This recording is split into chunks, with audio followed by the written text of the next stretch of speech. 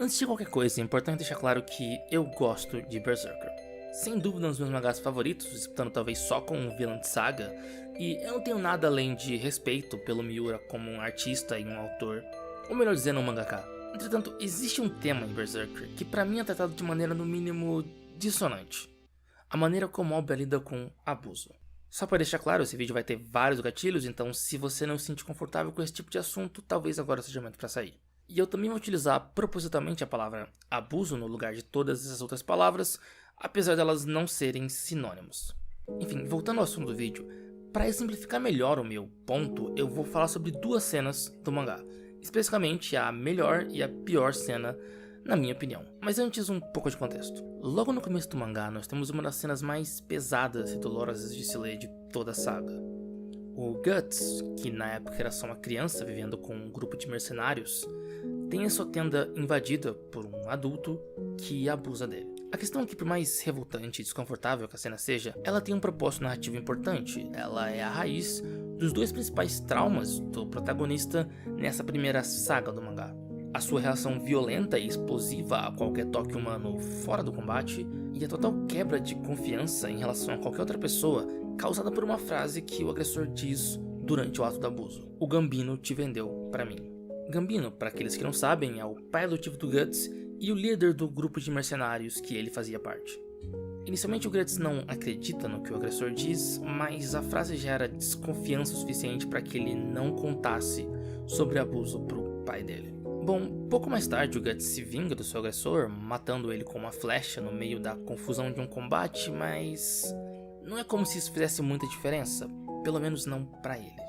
Anos mais tarde, o Guts descobre que, infelizmente, o Gambino tinha de fato vendido o próprio filho, sabendo das intenções do agressor, por um punhado qualquer de moedas. E, além disso, culpava o garoto, de maneira completamente racional, por todos os eventos ruins que tinham acontecido com o bando dele até aquele momento, fortemente baseado em superstições acerca do nascimento amaldiçoado do Guts. E, para piorar a situação, o Gambino tenta matar o Guts, que acidentalmente mata o próprio pai numa tentativa desesperada de se defender. Enfim, todo esse trauma é internalizado, e o resultado é um homem inquieto, violento e distante que nós vemos na maior parte do arco da Era de Ouro. Até que algo acontece na vida do Guts, algo que possibilita pela primeira vez qualquer tipo de abertura para ele, e o crescimento do personagem na direção de uma pessoa um pouco mais saudável e estável, ou em outras palavras, feliz. Guts conhece o bando do Falcão. Ele adquire uma família, reconhecimento, admiração.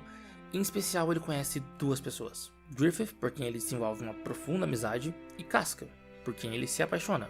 Ou melhor dizendo, depois de anos brigando, Guts ter saído do bando do Falcão, eles terem se encontrado, durante todo esse processo, eles meio que se apaixonam.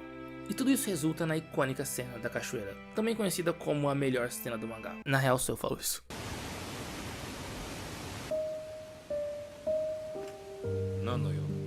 A cena em questão é a minha preferida por diversos motivos. Ela mostra o desenvolvimento pessoal do Guts depois de meses de isolamento e de meditação com a espada dele. Ela contém a Casca percebendo que ela não sabia mais pelo que estava lutando e que o sonho dela nunca poderia se realizar.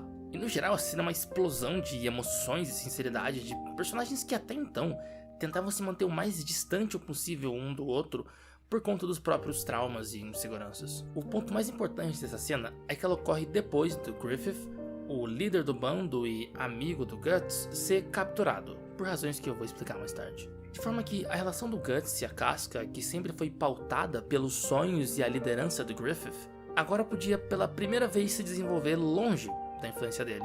E não entenda errado, a influência do Griffith nos dois até esse ponto no mangá é majoritariamente benéfica. Não é que ele impeça os personagens de se desenvolver, é que a disputa pela atenção e aprovação dele deixa de ser um fator entre os dois. Mais do que isso, a força motriz do bando do Falcão como um todo, o chamado sonho do Griffith, tinha basicamente deixado de existir. O que faz com que esses dois personagens sejam forçados a encarar o seu relacionamento dentro da perspectiva do presente, deixando de lado todas as aspirações anteriores e focando no agora, na solidão e no desamparo que eles sentiam. E acima de tudo, no amor que eles tinham um pelo outro, que podia simplesmente existir ali, naquele momento, naquela cachoeira. Em outras palavras, eles transaram e esse vacilão tava lá pra empatar foda. Mas falando sério agora, essa é a primeira vez desde o abuso em que o Guts tem qualquer tipo de contato íntimo com alguém. Também é a primeira vez que ele baixa as próprias barreiras e permite um tipo de contato que é não só sexual, mas também profundamente afetivo. Ele permite um tipo de confiança emocional que talvez ele só tivesse tido pelo Gambino. E talvez por conta disso, ou porque ele passou os últimos 10 anos se reprimindo ao invés de lidar com os próprios traumas, o Guts explode.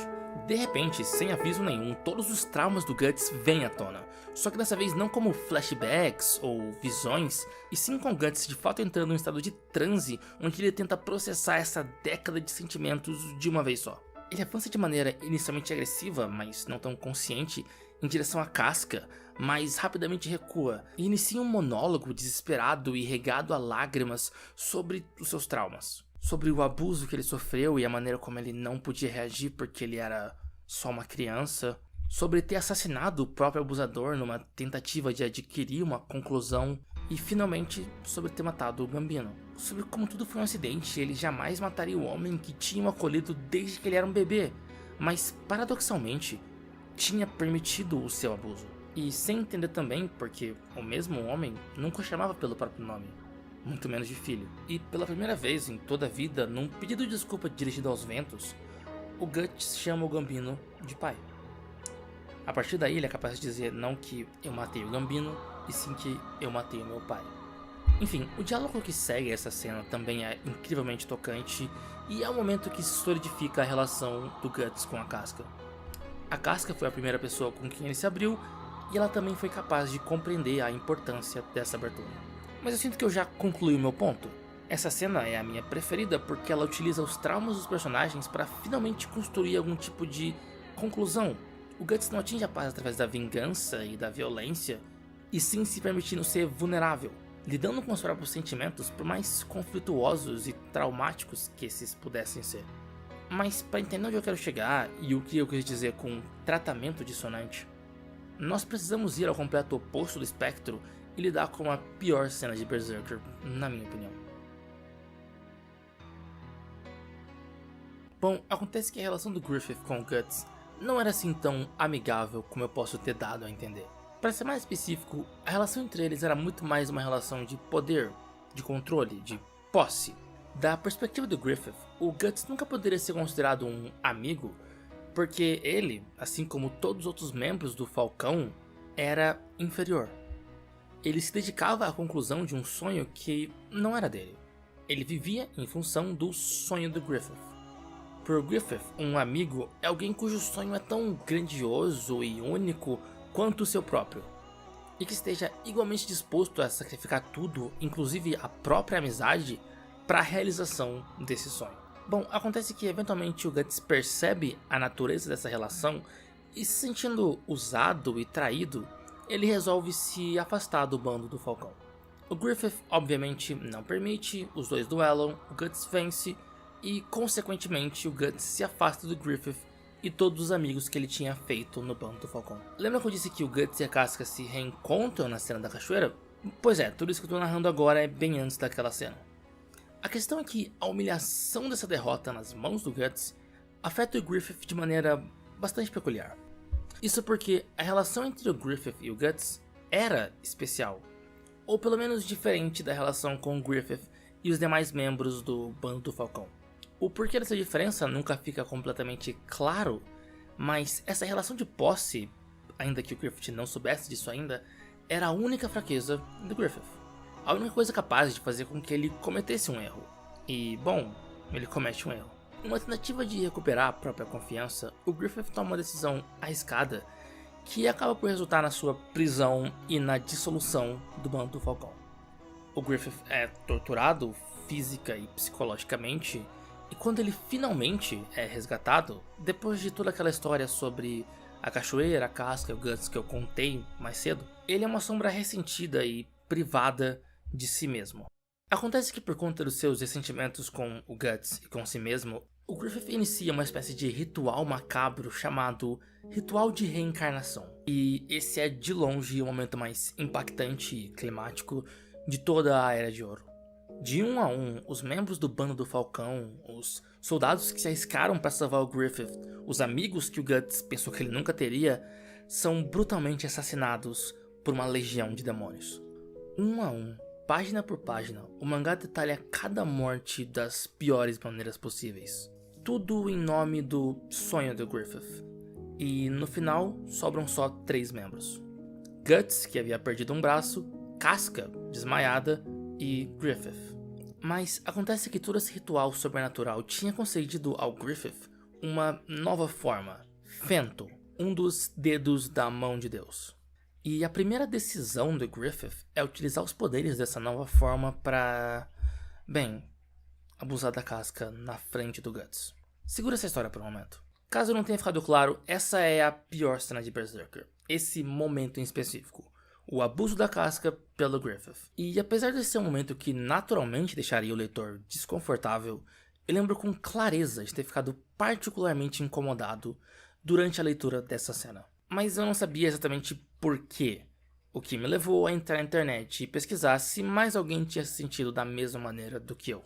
E a discussão que eu encontrei, pelo menos na época, nos fóruns e canais de Berserker é a de que 1. A cena é ruim porque ela é desconfortável, desnecessária. E 2. Quem tava reclamando, portanto quem tava defendendo o ponto 1, só não tinha entendido que o Griffith agora era um demônio. E assim como outros demônios do mangá, ele estava disposto a ter esse tipo de comportamento. A questão é que nenhum desses lados descrevia exatamente o que eu estava sentindo. Eles tangenciavam a questão, mas não era exatamente isso. E depois de algum tempo de reflexão, eu entendi o que estava me incomodando. Não é que eu estava incomodado com o que tinha acontecido, e sim como tinha ocorrido. Sim, eu tenho alguns problemas com o fato de que o abuso da Casca é, essencialmente, um ato de vingança de um homem em relação a outro.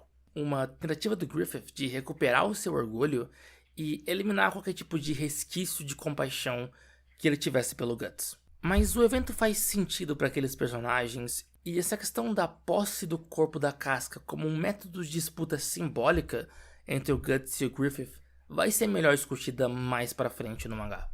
O problema é que toda a representação dessa cena, e não, eu não vou mostrar imagens, por mais bizarro que seja, é extremamente sexualizada. Ao contrário da cena que eu mencionei antes, do Guts criança, que é breve, pouco iluminada, e em nenhum momento expõe o corpo da vítima de maneira desnecessária, muito menos erótica, na cena da Casca nós temos o corpo dela diretamente virado para a câmera, com diversos quadros demonstrando o Griffith tocando nela, a beijando e ângulos e movimentações que sugerem a penetração. E eu não vou nem entrar no caso de como essa cena foi representada nos animes. E só pra lembrar que a cena do Guts dura 6 páginas e a da Casca tem 26 só do ato em si. E eu sei que alguns de vocês poderiam argumentar que a ideia talvez fosse representar a perspectiva do Guts sobre o abuso, por isso ele é tão longo, detalhado e foca tanto no corpo da Casca, mas isso é parte do problema. Objetificar completamente a vítima do abuso sob o argumento de que essa é a perspectiva masculina ou qualquer coisa do gênero só solidifica o machismo desse tipo de perspectiva nos olhos do leitor, enquanto literalmente transforma a vítima não em uma pessoa e sim em um objeto. E o principal problema desse tipo de representação em Berserker é que, infelizmente, essa não é a única. Esse é só o exemplo mais longo e mais desconfortável. Mas na obra nós constantemente vemos personagens femininas sendo expostas a abusos contra todo tipo de criatura, sendo humanas, demoníacas, bestas ou até animais possuídos. Sério, existe um meme na comunidade chamado Red Horse, e honestamente ele não é tão engraçado assim. É só uma referência a mais uma cena que poderia ter sido tensa o suficiente sem a necessidade de apelar para uma mulher sendo quase abusada. E em relação à Casca, eu honestamente perdi a conta do número de vezes em que ela é quase abusada, é bem cansativo. E não me entenda errado, eu não acho que uma cena que demonstre alguém quase sofrendo um abuso não tenha nenhum sentido narrativo. Esse tipo de cena pode demonstrar, por exemplo, que naquele universo isso é uma possibilidade. Ao contrário de universos como One Piece, em que a violência e a morte existem, mas o abuso, nos termos que nós estamos usando aqui, nunca surge como uma preocupação na mente do leitor. E eu inclusive demonstrei na própria obra um caso de abuso concretizado, tendo um sentido narrativo importante. E é aí que entra o ponto da dissonância. Não é por acaso que a cena do Guts não é sexualizada, enquanto a cena da Casca e de outras mulheres é. É justamente porque elas são mulheres. E por mais que eu goste de Berserker, não dá pra negar que, em diversos momentos, a obra acaba por reproduzir noções extremamente machistas. Mas a sexualização da Casca e de outras mulheres consegue passar completamente desapercebida, porque a sexualização e a objetificação de mulheres já foi completamente naturalizada dentro do ideário coletivo. Transformers, One Piece, Homem-Aranha e até Berserker são exemplos de um problema que não necessariamente se encontra nos seus autores, e sim na sociedade na qual eles são produzidos. Perceber que o machismo não é só uma questão individual, e sim uma estrutura de opressão que constantemente se reafirma à nossa volta, pode ser frustrante e cansativo, mas representações insensíveis e retrógradas na cultura pop não são nem de longe a pior consequência desse tipo de ideologia na vida das mulheres. A violência doméstica, o abuso, a desigualdade material, entre várias outras consequências, é que são o real problema. As representações sexistas na cultura pop são apenas uma evidência da total naturalização da perspectiva machista. E se isso é verdade, então questionar essas representações é o primeiro passo rumo a perceber a naturalização dessas estruturas na realidade. E talvez, quem sabe, iniciar um movimento coletivo rumo à mudança.